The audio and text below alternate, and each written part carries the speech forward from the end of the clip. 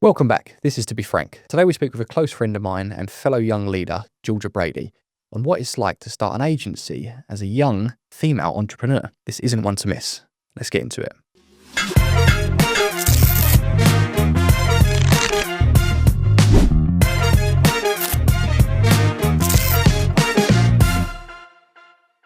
Georgia, welcome to the pod. Thank you very much for coming on. I'm excited to have you. Please, for those that don't know, tell us a little bit about yourself and your business. So my name's Georgia Brady. I am the founder and director of Pulse Creative, an organic social media marketing agency. I don't know what exciting things about me. I'm from Kent, which isn't very exciting. And I'm 25, so I'm a younger business owner. And I built Pulse Creative off the back of just seeing loads and loads of shit marketing that I don't think it's fair that businesses have to deal with. So I wanted to create something that was bold and boundary pushing, so that businesses actually get something out of their marketing instead of just having it as a must-have and having it as something that actually provides value for their business. Brilliant. So I've actually worked with Georgia now, known Georgia for maybe 2 years, I guess, 2 years, something like that. And we met at a networking event, and we just gelled. I think the being young business owners really does kind of set you in your own little category. I used to be told on a daily basis, you're so young to have a business, and now I'm hearing it less and less, and it's quite sad. But yeah, you're a bit younger than myself. So how long have you had a business? It's not your first business that you're involved in, is it? No. So I started up in the business world at like 21, 22. But I will give you the long story. So I was at university during COVID times, which obviously meant a laptop, my bedroom, and just not doing loads, but doing enough to like pass my degree type thing. I say that I big myself up. I got a first in my degree, like What was you studied? hair and makeup with fashion. So Useful. nothing. Really, really useful. Well, you say this because people ask me this all the time, but actually, when you, as a makeup artist, you have to visually represent a brief. So that might be a marketing campaign for a fashion brand or a makeup brand or lifestyle, whatever that might be. You need to take a brief that has goals on it for that client and then visually represent that in a makeup look. And it has to be on brand because brands have signature styles. And then it has to be photographed well. And when you're at uni, you're not sat there with a big group of people that go, we need to do it this way, that way. You are creative director, you're producer, you're the person who styles the shoot, like from clothes, for everything. So I had to direct shoots and obviously produce work, edit it on Photoshop, create things in like Adobe. So it kind of tied into all of that. And I had to do like units on branding and how to like create your own brand, like the name, what does it mean? So all of that. And I was like, oh my gosh, I absolutely love this. And I was like, right, this is what I want to do. So I went to my tutors in like my third year and was like, I'm not going to go into makeup because the only person I've been able to practice on is my poor mum, who's trying to also build a business during COVID. And she was like, I had to use and abuse her. So thanks, mum, for letting me be my model. But that whole thing of, I'm not going to do this. So what do I do with my degree? Like, I'm not going to give up now. And they said, yeah, as long as you hit the brief, do what you need to do. So my last year of marketing, of my degree was marketing. The whole thing of, I've just got to teach myself as much as possible well, it's not even a year really, it's 8 months to pass my degree and to give me the tools I need to do to go out into the big bad world, which obviously it did. You say that as like, we had to do this, I had to do that. Mm. This is the level I took it to. This is what it gave me. This is the opportunity and kind of thing that I see as present within set tasks, whether that be applying acrylics to someone or creating a poster for the shop front. Yeah. That's not, in my opinion, and from the people that I've met over the years going through sixth form and college, that's not what a lot of people sign up for the sort of makeup degree for, a makeup and beauty degree.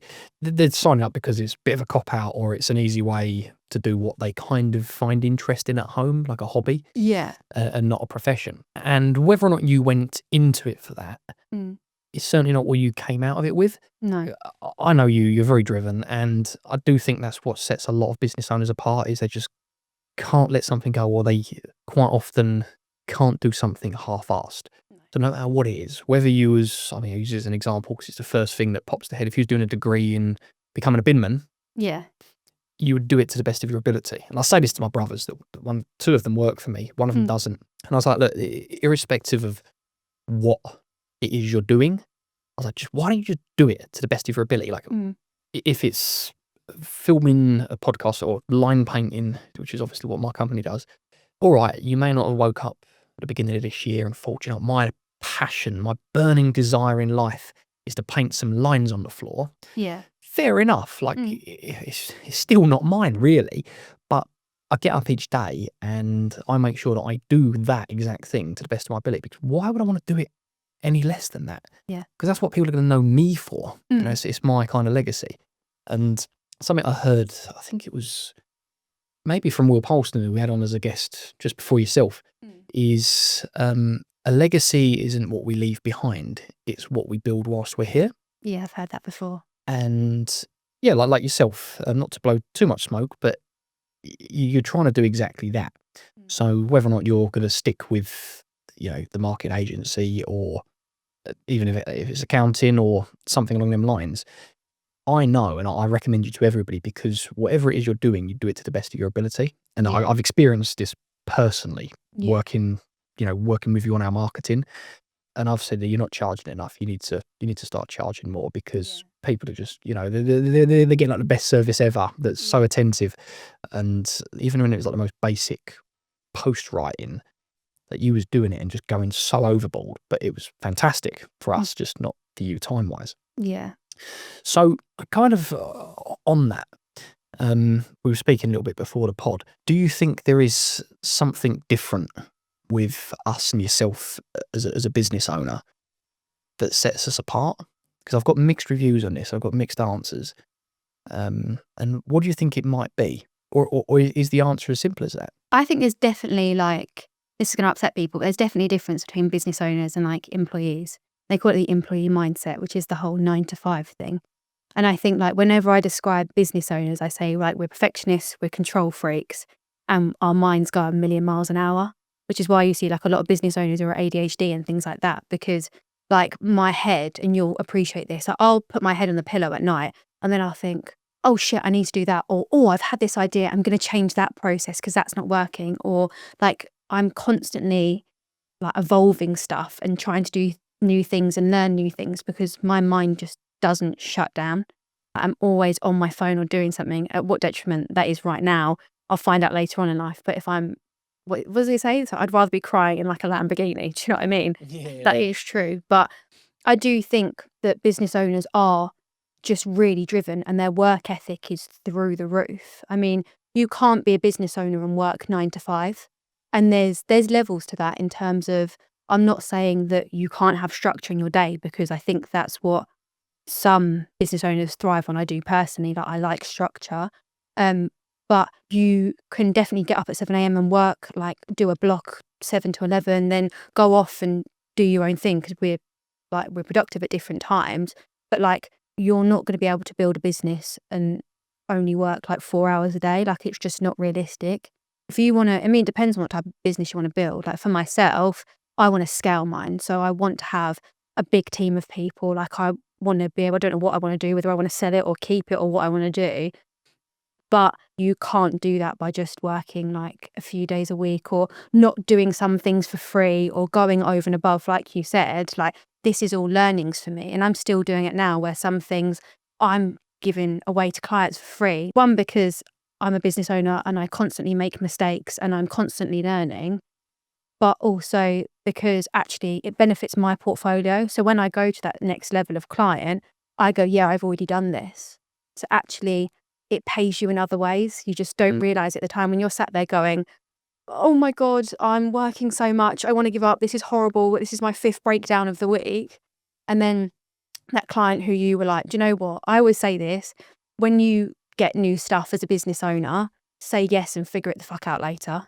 Like that's I think it's a famous Richard Branson quote. I think it is something like that. And I was like, you cannot say no to anything. You have to say yes if that's what you want to do. And then you'll find someone that either does it better than you, so you outsource it, or you learn along the way and just blag it. As long as the client gets the outcome that they want and you've delivered a result. One of these podcasts. Yeah, you're just figuring it out. I've just figured it out. I'm just pushing buttons. Frankly, learned to talk like a day ago. Yeah. Doing really well. Yeah, I completely agree with you there. It's the amount of times we've just kind of gone to customers. We've seen potential in what they've got. We've seen an opening for something they need. Kind of looked at it and gone, we could probably do that, maybe, but we're going to have to learn it a little bit. But I'll bet my life that we're going to give it 100%. Like, I'm going to give it 100%. And I know that we're not going to leave them in the lurch.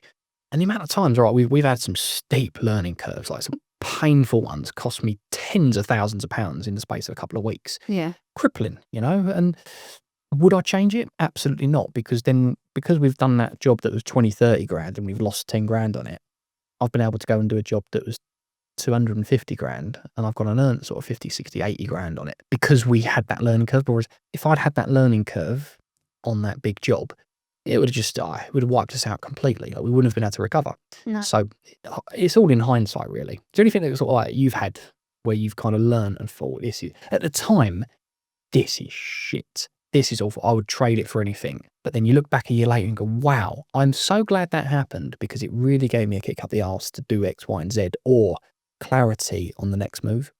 I think, without saying too much, because it's quite a recent event, I've learned really, really recently that, like, You forgot the name of the pod. I know, but in the sake of like not ruffling too many feathers, which I'm not normally good at doing, I'm known for being gobby, but money isn't everything, and I think that's taught me a lot. And I think I was working with a client, in hindsight, should have been a really sexy client, like in terms of what they did, like where it was, location wise.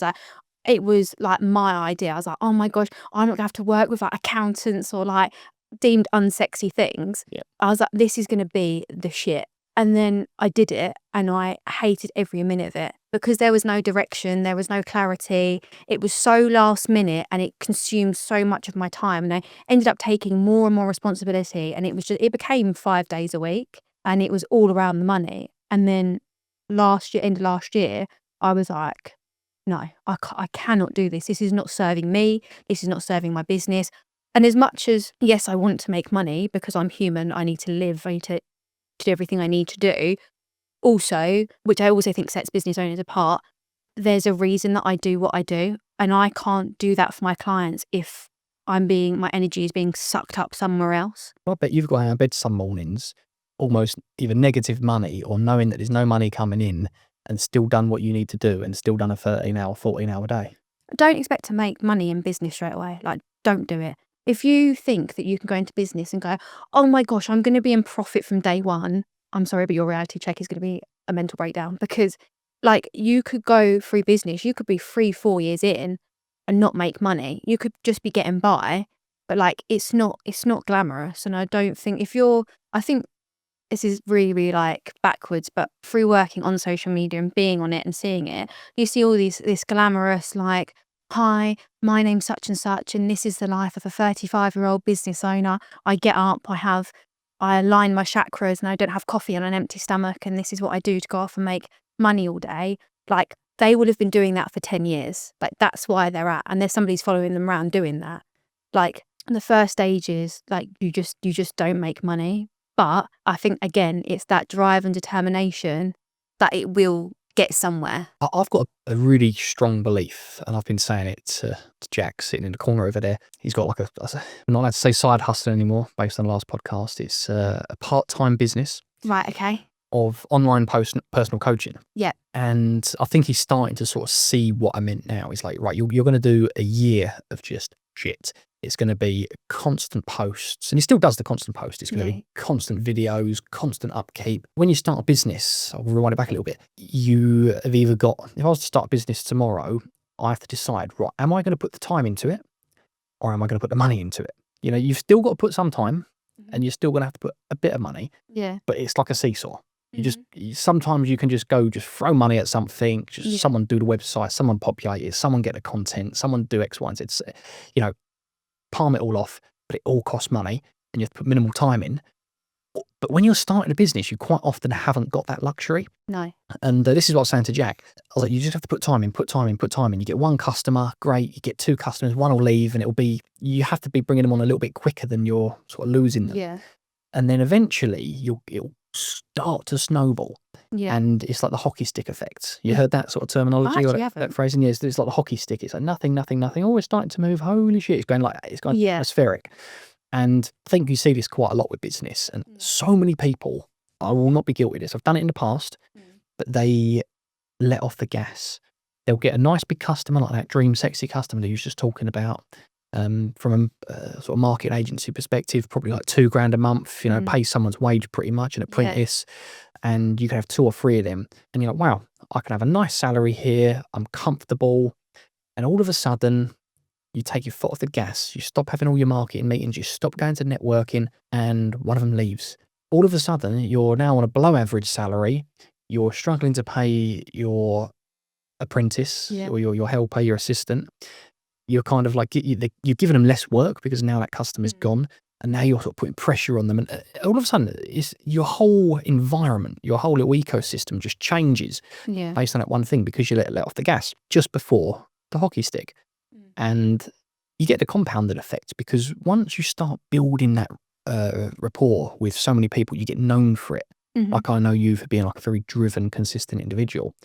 Once you build up that rapport, you get recommended to X amount of people. If you meet a few more people like myself that recommend your services, and I'm only recommending you to more people like me, like more good people. I didn't say you were good. Well, yeah. Average people. It's like you start to sort of like, you get like what's it called, a butterfly effect. Yeah. I think it's called a butterfly effect, isn't it? Where it kind of ripples on. Yeah. And it's like a butterfly's wing flap in Africa can set off a tornado in Florida kind of thing. Yeah. And I'm a massive believer in that because I've seen it time and time again. If you keep just putting in, doubling down, not necessarily gambling it all. You have to, as the business gets a bit bigger, we're about 15 people now, you have to have some kind of security. You have to have a bit of money like put aside for rainy days and wages and rent. So it gets a little bit more serious and boring. But starting off, you just got to keep doubling down. Yeah. And again, keep a little safety pot. Yeah, by the side. You need a safety pot, but it's amazing what you can see once you get to that sort of level. Because now he's taking on as many customers in a month as he was in his first year, but doing nothing different really. Like the content he's putting out is very much the same. So do you sort of find that with some of your customers? I was speaking to you before the pod and the other week. You've had some really good results recently with like a new kind of angle of attack. You want to sort of talk a little bit more about specifics of? I mean, I was going to interrupt you and say, but this point kind of leads on to that. I mean, my first clients and how I first used to work, I do none of that now, and that's okay. That's more than okay because you'll know. I'm sure that some of your first line painting and when you first started, Gave you an idea for that.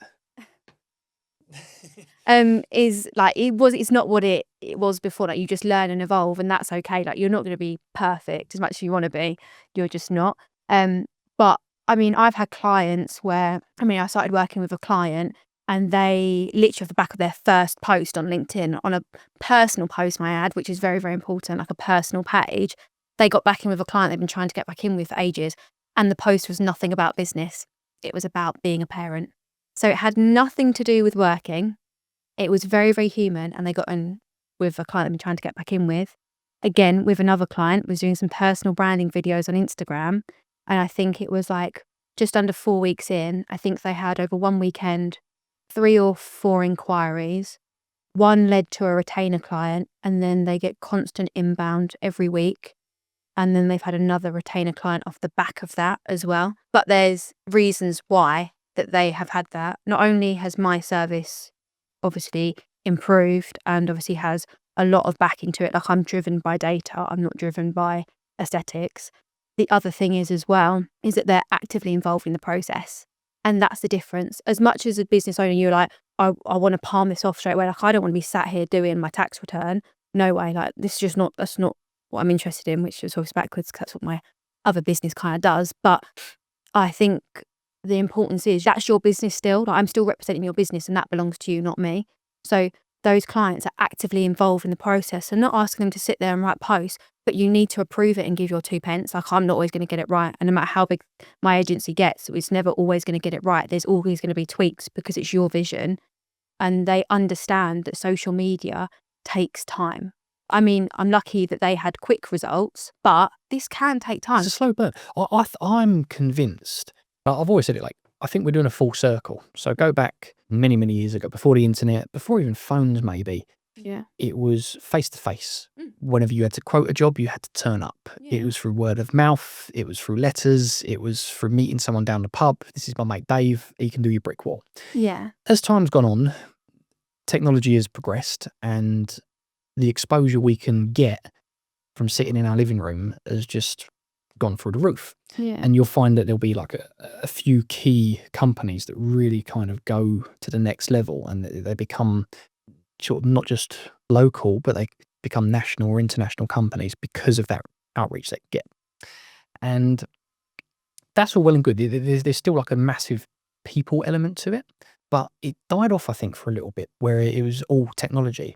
And now AI is coming back in. Whilst AI has enabled so much, I actually think it's going to go back the other way, where so many people can tell what's AI, what's not. Like You can tell now. but even without reading it, you can just see an email come through, and it's got all, and you're just like, no one has taken the time to do that. AI has a rhythm, and it's not X, it's Y, and that's the rhythm. So you'll see it all the time, and you can smell it a mile off. And it can be amazing content. Like I look at some stuff, and I put some of my emails or policies or something into it, even a quote. I done a quote the other day. I typed it out. I spent ages typing it, but then I just put it in. It's just like, just frame it, phrase it, structure it, just so that it flows nicely. And I looked at it, I was like, wow, it's done it better than I could have in 30 seconds, and it looks incredible. But that's the point. It's using you. You've still got the human element because you still put time and effort into it. But it's like it's there to make you more efficient. Also, maybe it will give you a different frame and it will make things look a bit nicer. So it's not about relying on it. It's about utilizing it in your business to maybe make you more efficient in some areas or others, or reframe things. I think the whole thing around AI, like people are like, oh, it's going to replace blah, blah, blah. I'm like, no. Just integrate it and learn to use it within your role so that you are more efficient, and then you can do other things as well. So like the mundane things that you don't want to do. Like I don't want to sit there and read my post 7 times to spell check it. So I want to chuck it into Chat GPT so that it spell checks it for me and grammar checks it. Because I go word blind. Like I could easily write like 10 to 15 posts during a day, and then I go like word blind. And it's all right getting anyone else around it to read you. But we're all in the same boat. We're all reading emails, reading text like you do. So if I get that to spell check for me, it takes 2 minutes. Whereas I go off and do something else, I'm more efficient. It might only be 2 minutes, but do that every day. All of a sudden that's 10 minutes. Then that's 40 minutes over a month. So then you start to see in that way, just don't rely on it. See, I think it's good if you want to churn out some stuff quickly, but I don't really see much need for that anymore. Like we've put some posts out that are just generic AI kind of space fillers, should we say. Yeah. And they barely get any looks. I mean, the content is good. They're all proofread. It's all legit. It all makes sense and it's all correct. But people can tell. And then I'll put some random post up complaining about something on LinkedIn. It's personal. There's probably a spelling mistake in there. There's a full stop in the wrong place. One of the sentences as long as a paragraph. It's definitely written by me. And it gets like 100 likes. It's got more likes than 10 of our AI posts that are much more factual, much prettier to look at than my one. So people can tell whether you like it or not. And I don't think as many people as there should be are using it for the right reasons. Like if you're just using it for churning out sort of like text, then all right, fair enough. And it's good for maybe doing your homework. But there's some really cool integrations and that you can do in the background. And something that I found out, stumbled across, was you can get it to set up notifications. So something I had with, I think, ChatGPT or GenSpark was if you're trading or if you're looking for a property, it's like, GenSpark, please notify, or keep an eye every Monday morning at 8 a.m. Keep an eye on this particular area for properties between this size and that size that tick these criteria boxes, and notify me only if you find something. And it's amazing. So every time something crops up, it drops you a message. Is this something you've had to unlearn or change your opinion on to grow over the last couple of years? Particularly, I mean, this could be personal, this could be business, this could be just in life. I mean, there's so many things. Like you're always unlearning and changing. I think there's a lot around like women in business, and I think I have my opinions on it. And Believe in the gender pay gap? I mean, it depends where you're looking. It depends I think it depends on the industry as well. So like as a Gen Z woman, you'd expect like me to have some opinions, like you could say woke opinions if that's the way you want to go. Mm-hmm. But like I'm also of the opinion like there's a difference between equality and then going, oh, women should do this, or women should do that. Like, if you want equality, you're going to have to, like, it's equality. I think you just have to prove people wrong. So you can't sit there and go, oh, yeah, but I'm a woman in business and things like that. I'm like, okay, there is difference. There is differences. Like, if you want to talk about being a mum in business and things like that. But I come from a single mum household. And that's not a woe is me statement. That's just a fact. And from that, I've watched a mum who has worked incredibly hard, who has had an incredible career and now runs a very, very successful business. She's not looking for, I mean, I know your mum. She's not looking for sympathy. She's not looking for someone to hold her hand. Oh, God, no. She's a go-getter. She's a doer. My mum is an incredible problem solver and can get herself out of anything. And, like, we've not had it easy, like, and again, not worries me, it's just a fact. But she has always provided. Like, I've been very fortunate, I'll be honest. I went to private school for a couple of years, but that wasn't without sacrifice. That meant my mum sometimes couldn't fill her own fridge, but at least I had a decent education. I don't think that stopped us because there wasn't a man there or anything, and that was never a conversation. That was just, my mum was like, right, well, I need to provide for a child, so I just got to go to work. And that's not easy, and that means we don't have everything. But actually, she's just done what she needs to do. And there was no pay gap there. Like, she works in a very, very male dominated environment, if you want to look at it that way. Like, she came from manufacturing and she worked in finance. Not once has she ever complained about it. And like, I suppose my opinions have kind of come from her as well. Like, I almost think it's a tiring narrative, and I think it's one that will die out because I don't think that can't keep going on about the same thing. And okay, there's a huge sense of entitlement with not just women in business, but like all different demographics, locations, people, industries. And I mean, even like a silly one is the whole nurses versus a mechanic, or good one is sort of like a nursery school teacher, special educational needs. I said that because my partner, she is studying to become like special educational needs qualified, and the money's awful. Oh, yeah, she gets bitten, she gets hit, she gets whacked, she gets spat on. Yeah. She has to clean up, and I'm like, I'm not really that way inclined. I'm not money motivated. I'm very money motivated, but that's not the main driving factor. No. She is not money motivated at all.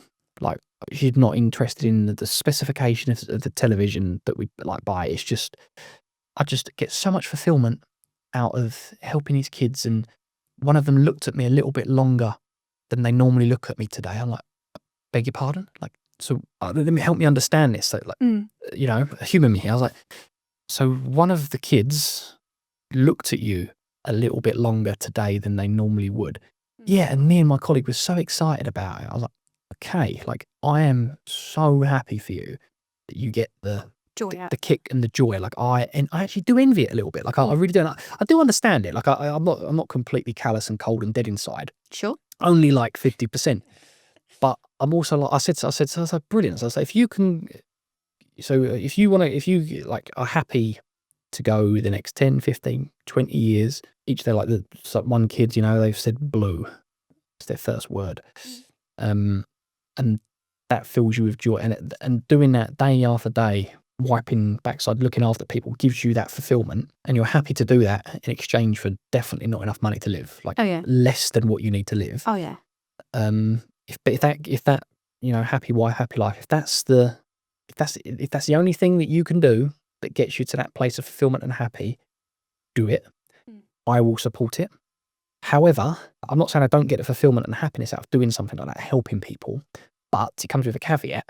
I know personally, I would get down the line 10, 15 years and I'd live with resentment towards X, Y, and Z people, the industry, the environment, the job, and maybe even the kids, because I would go, right, I have sacrificed my life, my environment, my, I suppose, experiences in exchange for whether it was a self-serving feeling or to help the kids. I don't know, like, you got to weigh it up. You have to, like, I mean, it's something that I've obviously thought about. Like, I'm nowhere near having kids, like, don't get me wrong, but like, and that whole thing, it's like, it is that you do have to think about it, because I do believe, like, there is like the whole, I don't know what they call it, it's like the mum thing, or there's something to do with it, and it's like kids will say go to mum first, before they do anything. And okay, that probably is true. Like, and I have seen it. Like, I've got friends with kids, and they'd go to mum before dad.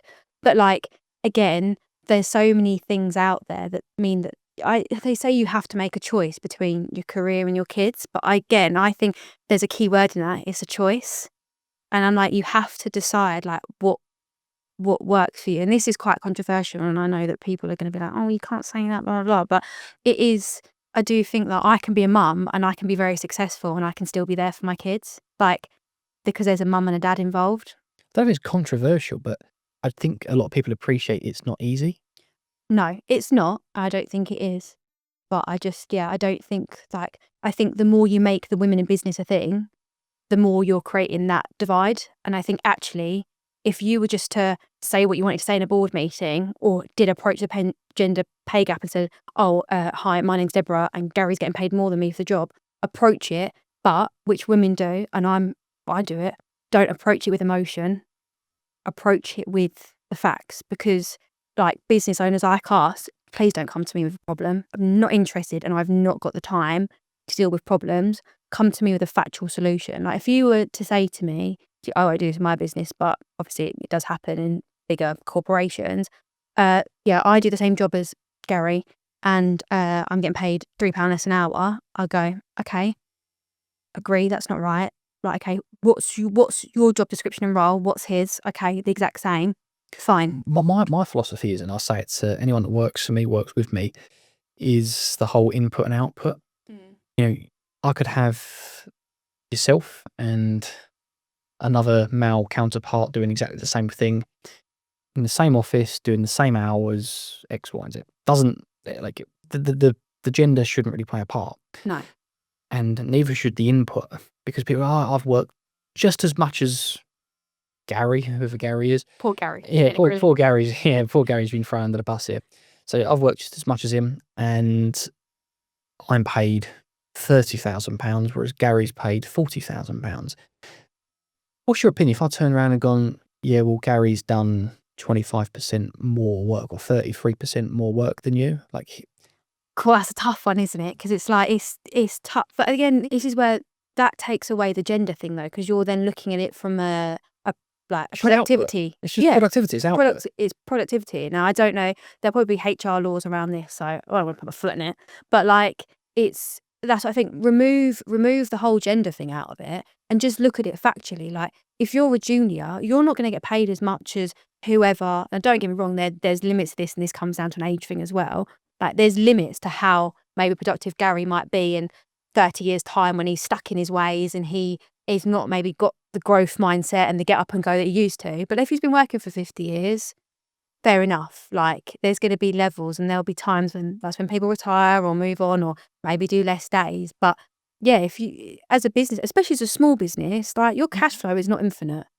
Like, so you have to make decisions based on what you get given. Like, you're not going to sit there and go, right, I'm going to give everyone a pay rise, especially you, I don't know, Lily, who's not done loads of stuff. You might give them a pay rise because obviously cost of living, like national living wage has gone up, and actually their job is a bit more technical, so you don't pay a minimum wage. I think it has to be judged in individual cases. Yeah, you can't just go flying out, oh, there's 50 grand there for you, there's 50 grand there for you, but you've not worked, like, do you know what I mean? Like, you're not producing stuff. What I despise is the figures that get chucked out there.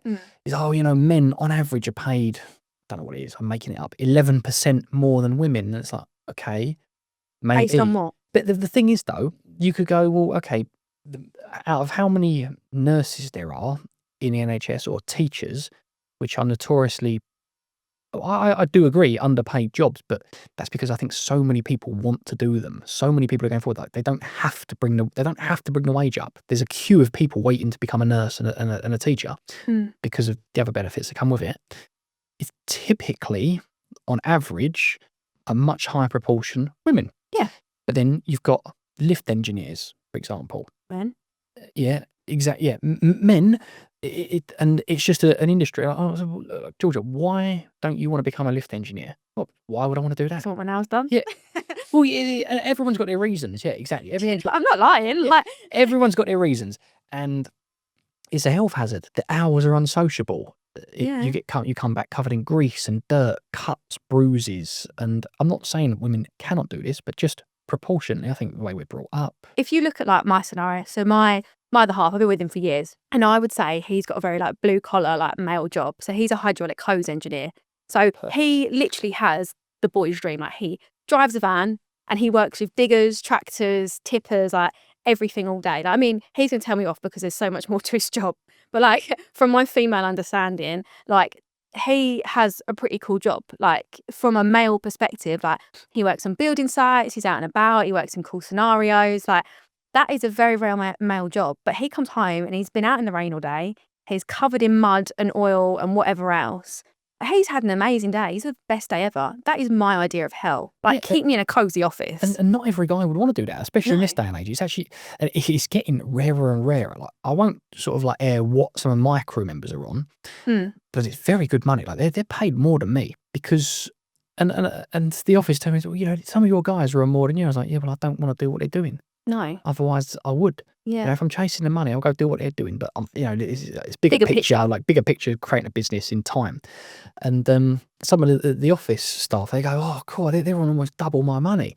Why don't I go and do that?" I'm like, "Go on, then. Yeah, off you go." Yeah. They do a day or two of it, and I was like, "This has happened." I've sent them out. That is awful. They come back. Oh, you know, the smells of the paint. You know, all the dust. Yeah, lifting this. I'm getting up at 4:30 in the morning. Oh yeah. There's definitely a you have to be cut from a certain cloth to do it. And again, stereotypically, if we're just going on averages, I employ a lot more men. In fact, we've only got one lady, we've got one woman on the road who does the job. And even now, like physically, there are differences to what she can and can't do, like putting gas bottles on and stuff. Like that's just, you can't argue with biology, can you? It's a physiological difference. There are guys that are double her weight. Yeah. You know, like so they could throw around a gas bottle. Yeah. I don't think there's a need to pussyfoot around these topics. No. I just think they need to be addressed. They need to be looked at from a real perspective. And it's something that, I mean, by the name of the podcast, to be frank, I like to be very blunt with people. And it's got me. Well, and I think you are as well, which is why I thought we'd have a good guest, because Jack was trying to load me up with some questions. He's like, why don't you talk about women and pay? I was like, because she'll probably agree with me. And there's not much contrast there. No. Like, there's not much conflict. I think, like, especially, like, as I said, like, being a Gen Z woman, like, you think I'd have all these like, I'd agree with anybody, but I'm just sick of the narrative. Like, I'm sick of the Gen Z narrative. I'm sick of the women in business narrative. I just think, get on with it. And then, in turn, you getting on with it, doing a good job with it, working hard, you'll prove people wrong and change an industry anyway, and you'll change the world, whatever you want to do. But by constantly bringing it up and constantly making it something, you're limiting yourself anyway, because you put yourself in a box without even realising. Definitely. Well, what was it I said the other day? So I'm fortunate to be going on a ski trip in 2 weeks' time with a guy called Daniel Priestley. You probably have heard of him. Yeah, I might have done, yeah. You know Daniel Priestley? I think if you're in business, you've probably heard of Daniel Priestley. Yeah. And if you haven't, look him up. He's an Australian businessman, marketing connoisseur. Read his book, The Key Person of Influence. It's a great book. I think Will just recommended that. Yeah, it's an incredible book.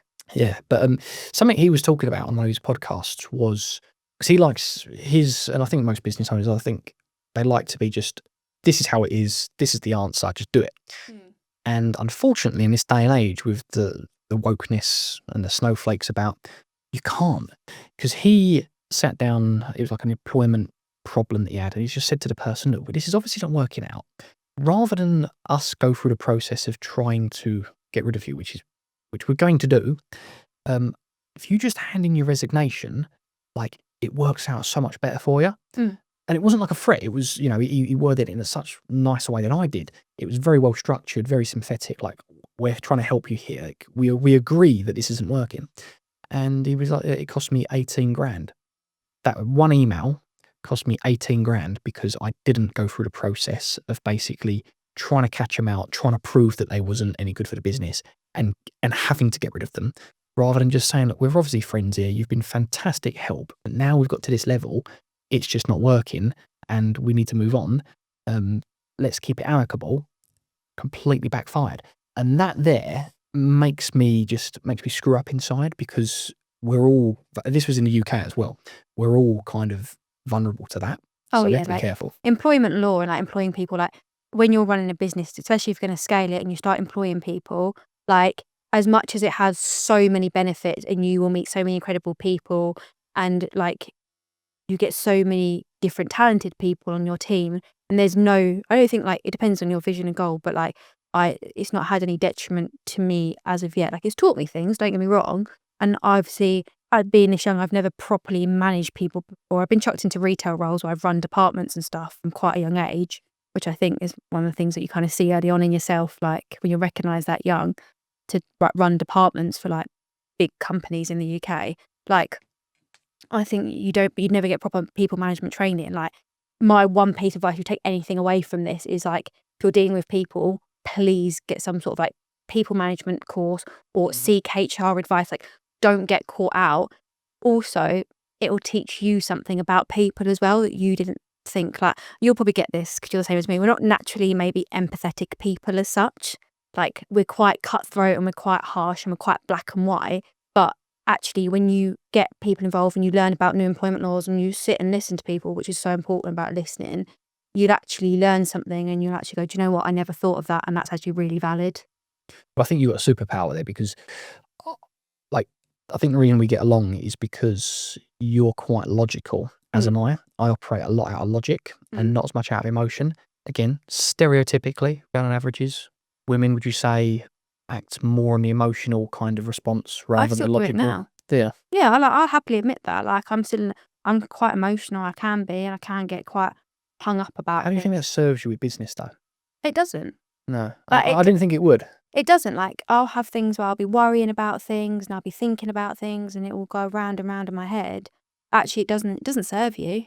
Yeah, and I think the way I sometimes look at it, if I'm struggling with like an emotional decision where it's difficult, but I know it needs to be done, it's like I imagine it out of body. So someone else over there who is a fantastic business coach, don't even have to have a name, looking in black and white, laying out the cards on the table, what would they say? And whatever they say, well, that's the thing you need to say, whether or not it hurts you or the other person. It's got to be done. Yeah. So on that topic of kind of like things being painful or not knowing, we're trying to implement this or introduce this new thing to the podcast. Okay. We're calling it One Guest, Two Cups. You stick with it. Oh, just nothing. Mine went somewhere else. I don't know why. Or we could call it Two Cups, One Guest. But anyway, I digress. It's completely original. We've obviously thought this up ourselves. And not inspired by anything. No inspiration from anywhere else.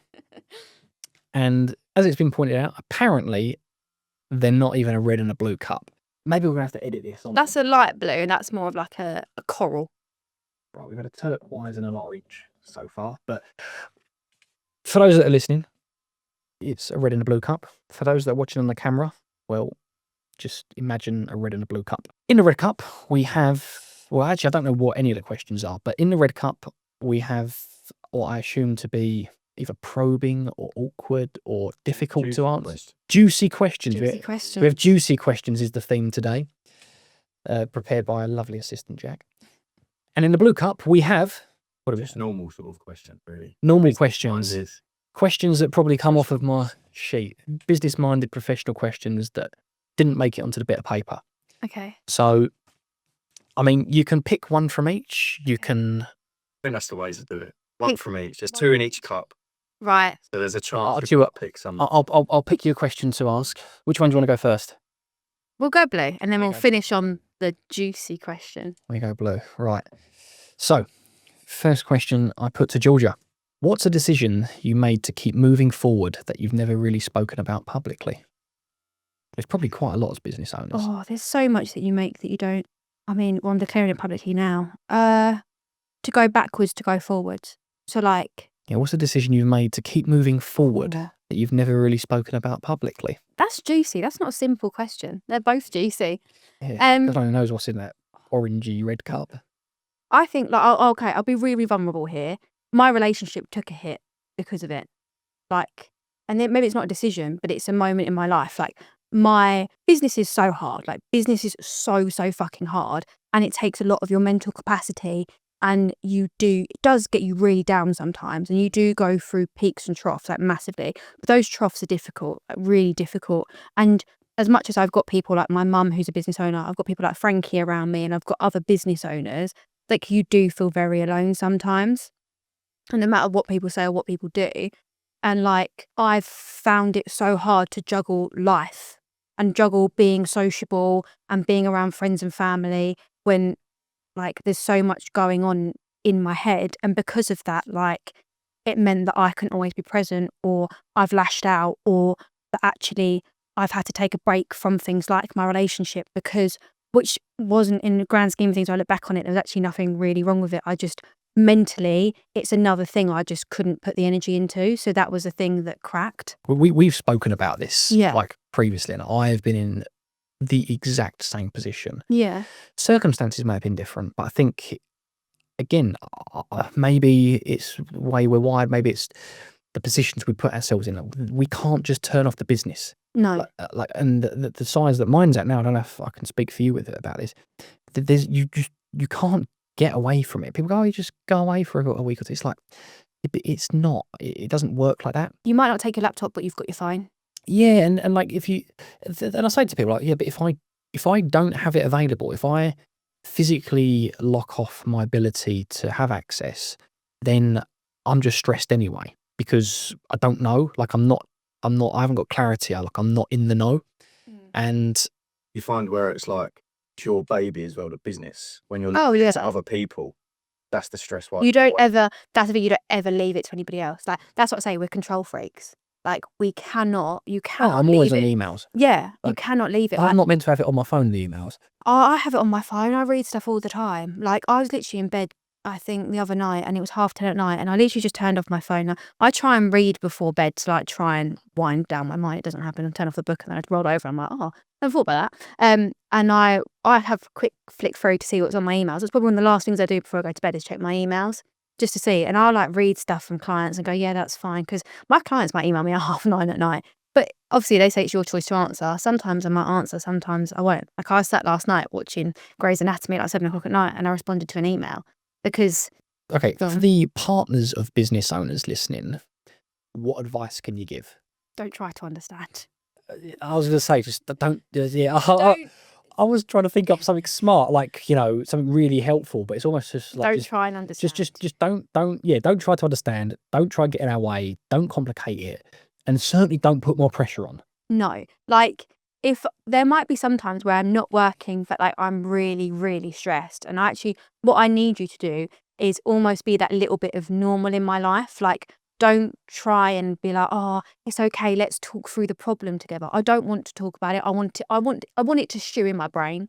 But like, I want to suffer. I want to suffer like internally on my own. Like, I just don't. Sometimes you don't want to hear other people's words of wisdom who aren't in it.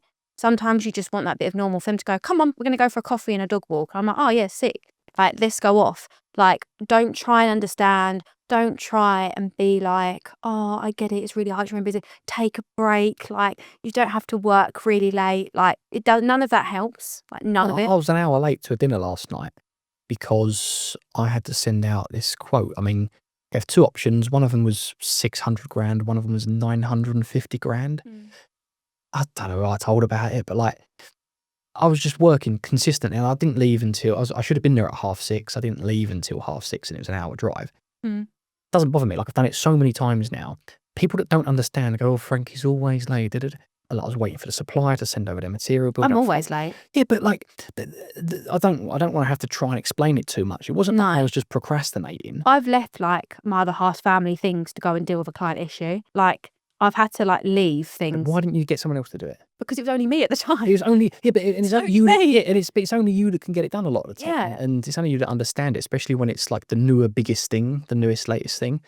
So yeah, I think that's something that a lot of people that brush over and don't think about when starting a business or getting involved. Don't try dating if you're just starting a business. Like, don't try and do it.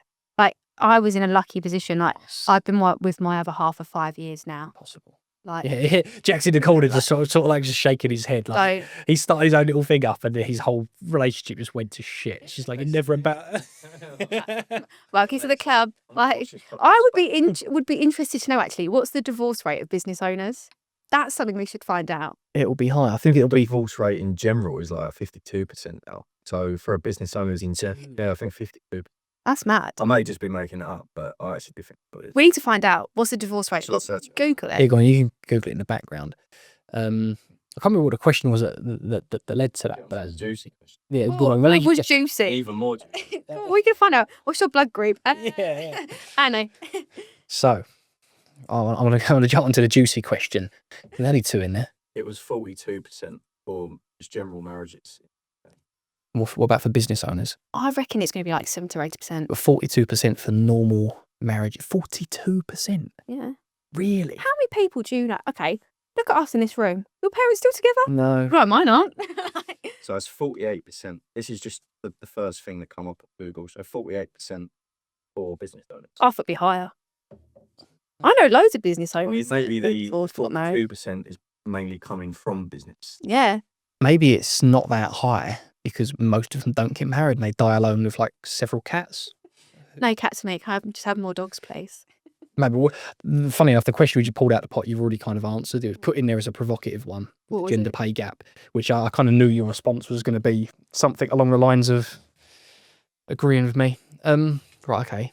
Okay, this is an interesting one. Okay. You can be as juicy or not juicy as you like. Okay. What's an embarrassing moment that sticks in your mind that helped build character? Cool. I'm constantly embarrassing We want myself. really good clips as well, so juicy as possible. Paint me a picture. Embarrassing moment that built character for me. I constantly embarrass myself. You embarrass me.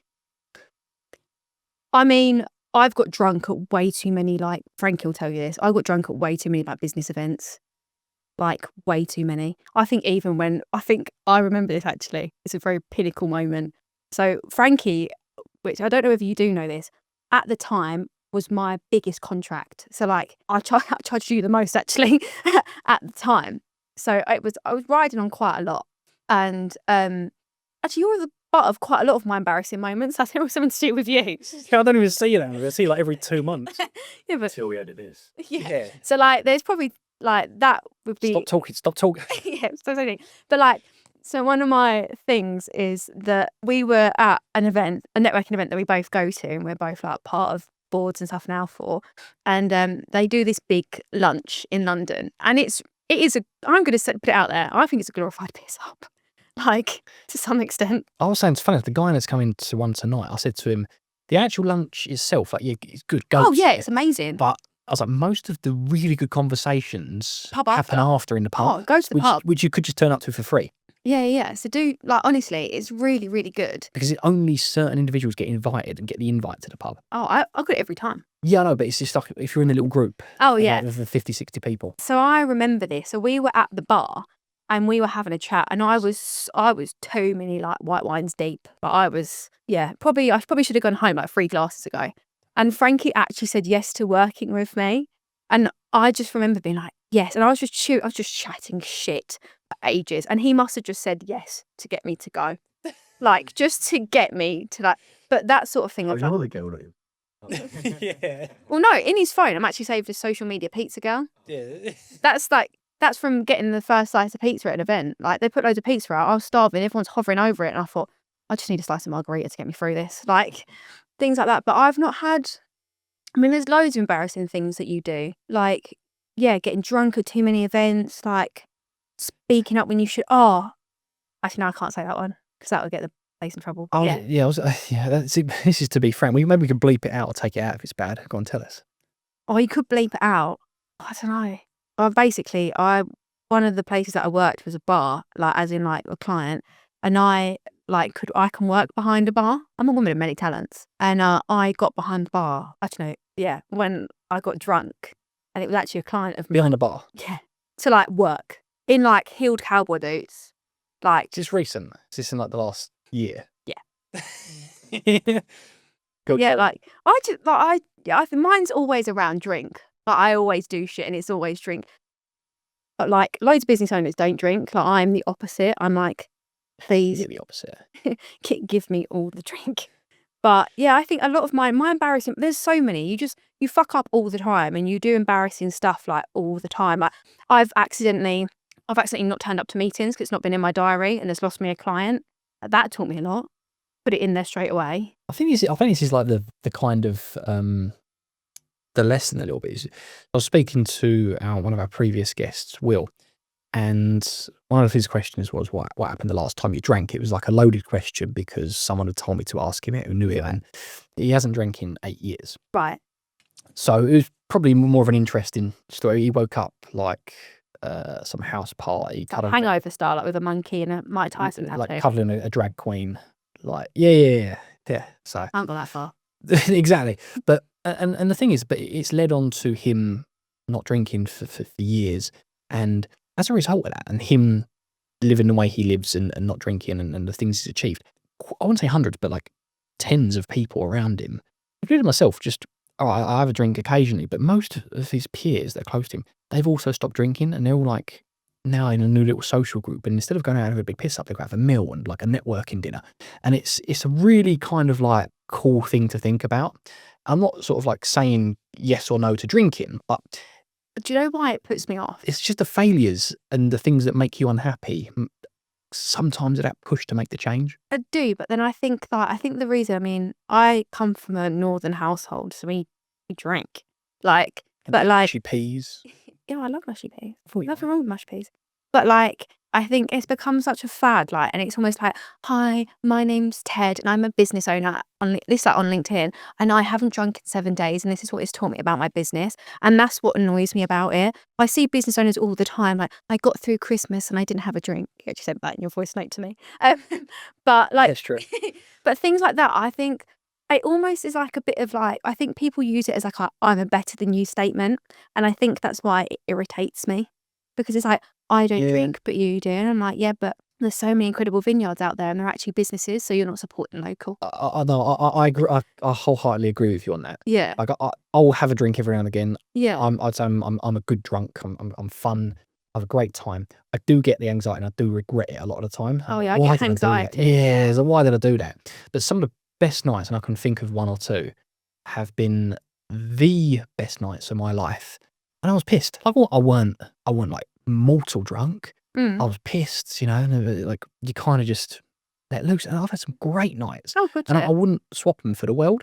So there's like a trade off, I think. But if you're considering it, then by all means give it a go. You've got nothing to lose. Going back to the question, there's tons of embarrassing moments that maybe I've just blacked them out because they was that bad. But like, there's so many things that you just do. And I think, especially like from a younger perspective, like I've got so much to learn. There's so much that I mean, I've posted stuff on the wrong accounts for clients, like, which taught me to slow down.